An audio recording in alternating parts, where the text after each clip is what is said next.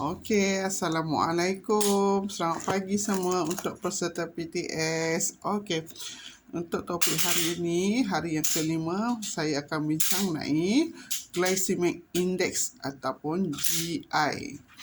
Okey, sebelum kita mulakan, saya perkenalkan diri saya. Saya bernama Mulyana binti Abdul Manaf, berusia 45 tahun, berasal daripada Pontian. Sebelum saya bernutrisi, berat saya seberat 102 kilogram. Ini saya dulu ya. Okey. Selepas saya bernutrisi, saya berjaya mengurangkan berat saya sebanyak 24 kilogram. Dan apa yang hasil yang saya dapat, kesihatan saya semakin pulih dan semakin baik. Okey, kita bertemu dalam kita sambung pada kita punya glycemic index ya. Apa itu glycemic index? Okey. Semua makanan yang kita makan akan diproses dan ditukar kepada gula dan disimpan diguna sebagai tenaga. Okey, fahamkan sedikit tentang proses ni. GI adalah bacaan proses berapa cepatnya kadar perubahan peningkatan gula dalam darah yang datang daripada makanan. Okey, dan proses ni dipanggil fenomena insulin spike, di mana bila makanan yang high GI masuk dalam badan, insulin akan dilepaskan pada tahap yang paling tinggi untuk membantu proses transfer gula ke dalam sel. Dan proses ini menyebabkan kandungan gula dalam darah jatuh balik dengan mendadak dan signal dihantar pada otak bahawa gula dah kurang dalam badan.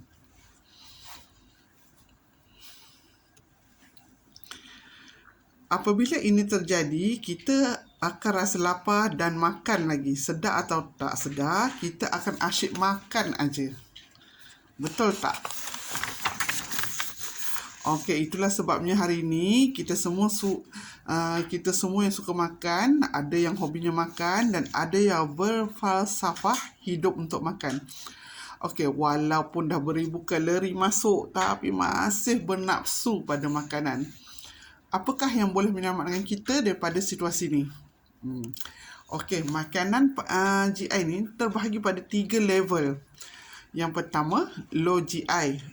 Yang kedua, medium GI. Yang ketiga, high GI. Okey, hanya makanan yang low GI sahaja yang boleh mempercepatkan proses result dan beri badan kekal aktif dan sihat. Hanya makanan yang berada di dalam low GI yang tidak akan menyebabkan berlakunya fenomena insulin spike, dan yang kedua pula tetap berlaku. Level yang kedua ni tetap berlaku tapi masih dalam keadaan selamat dan terkawal berbanding dengan high GI. Okey, kita selamat bila kita hanya fokus pada makanan yang low GI. Metabolisme dapat membakar lemak-lemak lama dengan selamat, tenang, tanpa ada gangguan stres nak makan. Penambahan kalori-kalori baru dan proses baru bermula. Boleh dilihat pada kesan-kesan positif ni kalau kita mengamalkan low GI, kita mula rasa kurang mengantuk lepas makan. Lepas tu kita rasa lebih bertenaga walaupun kita kurang makan. Nafsu makan pun dah kurang bergelora. Kalau tak kan asyik nak sumbat je makan kan. Lepas tu kita akan rasa badan kita lebih segar, terutamanya waktu bangun pagi. Kelima, ketagihan pada makanan juga mulai berkurangan. Okey. Berita baik kalau kita faham apa yang kita ambil setiap pagi tu, F1 memang telah diiktiraf sebagai low GI yang julatnya hanya 15 hingga 20, lebih rendah dari pisang. Itulah sebabnya ramai kita ni merasa nafsu terkawal selepas mula minum Formula One.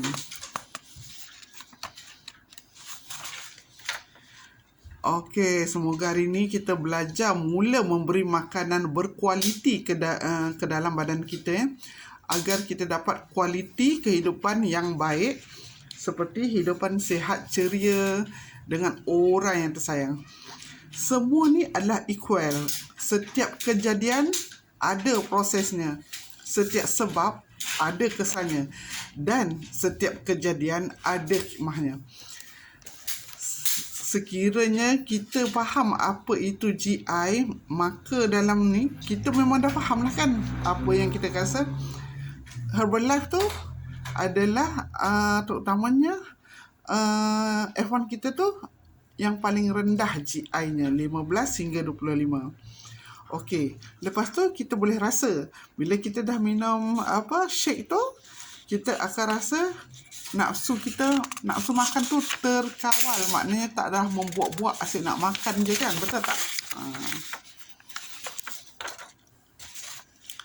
Dan yang paling penting, makanan low GI Herbalife ni mengelakkan kita kejadian insulin spike.